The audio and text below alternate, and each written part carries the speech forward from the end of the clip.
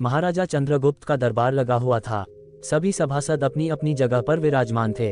महामंत्री चाणक्य दरबार की कार्यवाही कर रहे थे। महाराजा चंद्रगुप्त को खिलौनों का बहुत शौक था। उन्हें हर रोज एक नया खिलौना चाहिए था। आज भी महाराजा के पूछने पर कि क्या नया है, पता चला कि एक सौदागर आया है और कुछ नए खिलौने लाया है।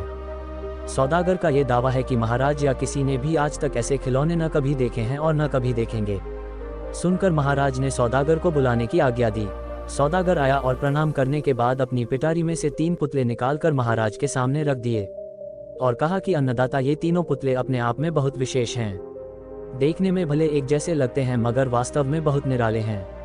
पहले पुतले का मूल्य 1 लाख मोहरें हैं, दूसरे का मूल्य 1000 मोहरें हैं और तीसरे पुतले का मूल्य केवल 1 मोहर है। सम्राट ने तीनों पुतलों को बड़े ध्यान से देखा। देखने में कोई अंतर नहीं लगा, फिर मूल्य में इतना अंतर क्यों? इस प्रश्न ने चंद्रगुप्त को बहुत परेशान कर दिया। हारकर उसने सभासदों को पुतले दिए और कहा कि इनमें क्या अंतर है, मुझे बताओ। सभासदों ने तीनों पुतलों को घुमा फिराकर सब तरफ से देखा मगर किसी को भी इस गुत्थी को सुझाने का जवाब नहीं मिला। चंद्रगुप्त ने जब देखा कि सभी चुप हैं तो उसने वही प्रश्न अपने गुरु और महामंत्री चाणक्य से पूछा। चाणक्य ने पुतलों को बहुत ध्यान से देखा और दरबान को 3 तिनके लाने की आज्ञा दी। तिनके आने पर चाणक्य ने पहले पुतले के कान में तिनका डाला। सब ने देखा कि तिनका सीधा पेट में चला गया। थोड़ी देर बाद पुतले के होंठ हिले और फिर बंद हो गए। अब चाणक्य ने अगला तिनका दूसरे पुतले के कान में डाला। इस बार सब ने देखा कि तिनका दूसरे कान से बाहर आ गया और पुतला ज्यों का त्यों रहा। ये देखकर सभी की उत्सुकता बढ़ती जा रही थी कि आगे क्या होगा। अब चाणक्य ने तिनका तीसरे पुतले के कान में डाला। सब ने देखा कि तिनका पुतले के मुंह से बाहर आ गया है और पुतले का मुंह एकदम खुल गया। पुतला बराबर हिल रहा है जैसे कुछ कहना चाहता हो।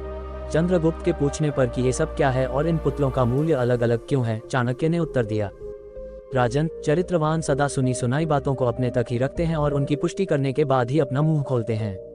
यही उनकी महानता है। पहले पुतले से हमें यही ज्ञान मिलता है और यही कारण है कि इस पुतले का मूल्य 1 लाख मोहरें हैं। कुछ लोग सदा अपने में ही मग्न रहते हैं, हर बात को अनसुना कर देते हैं। उन्हें अपनी वाह वाह की कोई इच्छा नहीं होती। ऐसे लोग कभी किसी को हानि नहीं पहुंचाते। दूसरे पुतले से हमें यही ज्ञान मिलता है और यही कारण है कि इस पुतले का मूल्य 1000 मोहरें हैं। कुछ लोग कान के कच्चे और पेट के हल्के होते हैं। कोई भी बात सुनी नहीं कि सारी दुनिया में शोर मचा दिया। इन्हें झूठ सच का कोई ज्ञान नहीं, बस मुंह खोलने से मतलब है।